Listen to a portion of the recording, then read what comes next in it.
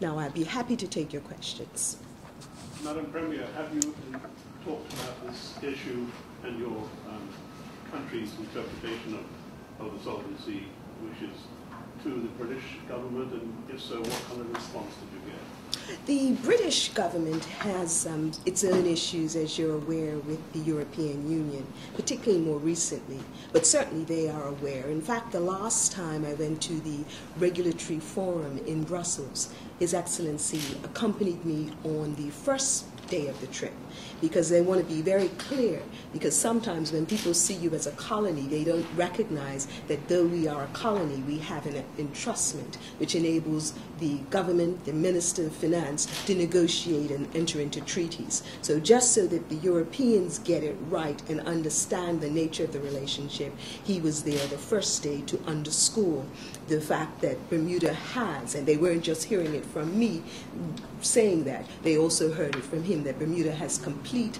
authority in terms of negotiating treaties. And certainly the UK, when they've come, both the representatives of the Conservative Party and certainly more recently when you've had the Secretary Bellingham, they certainly are aware of the Bermuda position and have indicated, particularly even at the at the overseas territory, that they're going to be most supportive of our efforts with regard to the European Union. Bermuda is in a very privileged position in many regards, because the nature of our regulatory framework is such that we have been singled out in terms of this first wave with Switzerland in being assessed.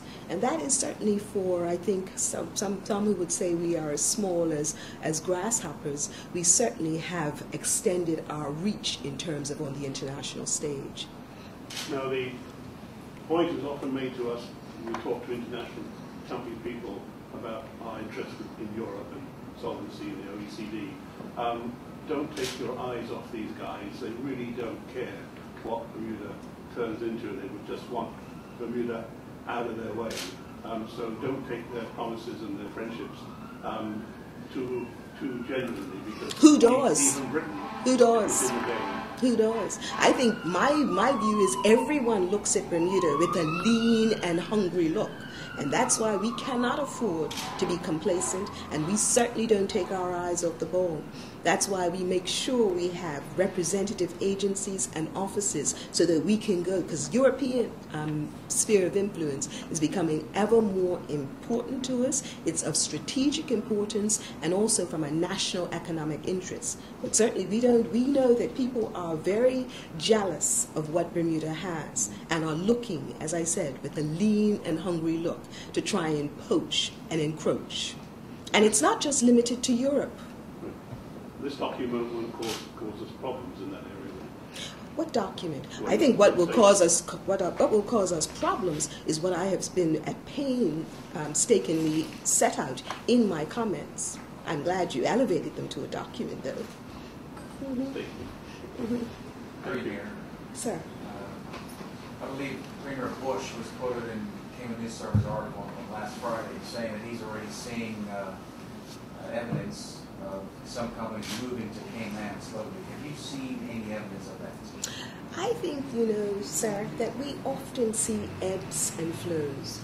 What I think is interesting, though, is that at a time when we are getting much more interest and also companies as opposed to groups talk about coming to Bermuda, I think that this is what is called, it's trying to be a preemptive strike, but it's making a comment after some of the companies have already left the door.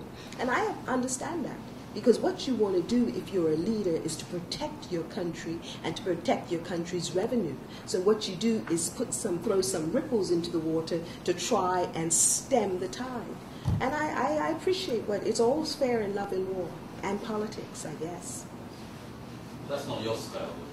That's not my style, but to be quite honest, my style is to do the right thing. But when somebody is actually taking on and threatening our national economic interests, then one has to be very clear.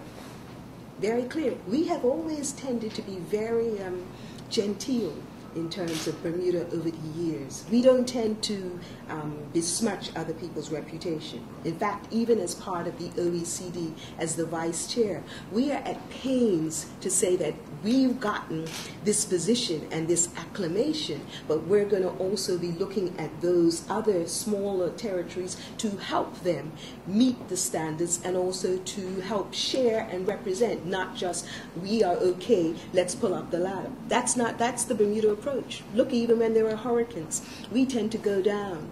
We've been there, our regiment is active.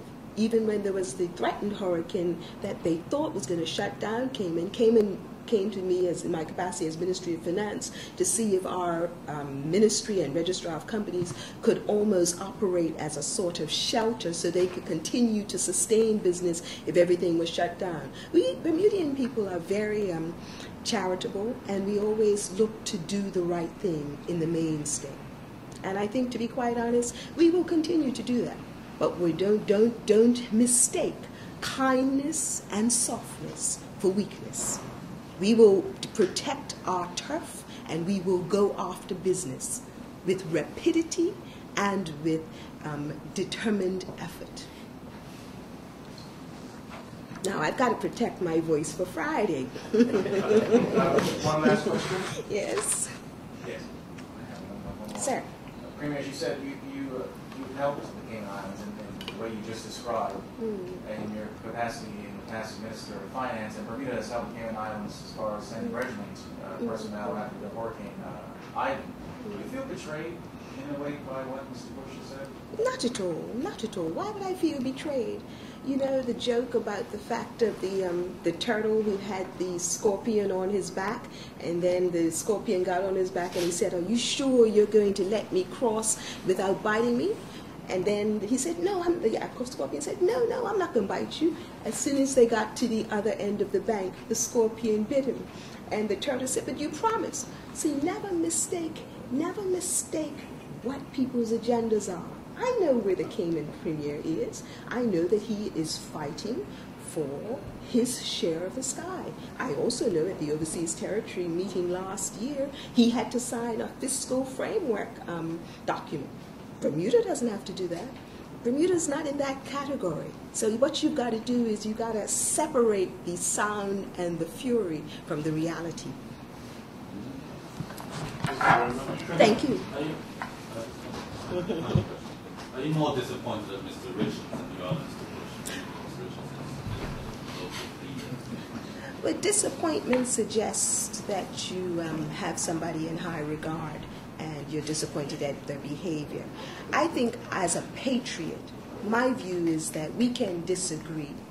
And we can disagree vehemently, and we can disagree violently. But I think Bermuda's interest comes before partisan warfare. And that is, I think, what is sobering and concerning. You don't throw Bermuda under the bus. You can throw me under the bus, but don't throw Bermuda under the bus in order to score political points. And those are some rules of engagement, in my view. National interest comes before self-interest and political interest, in my view. Thank you very much.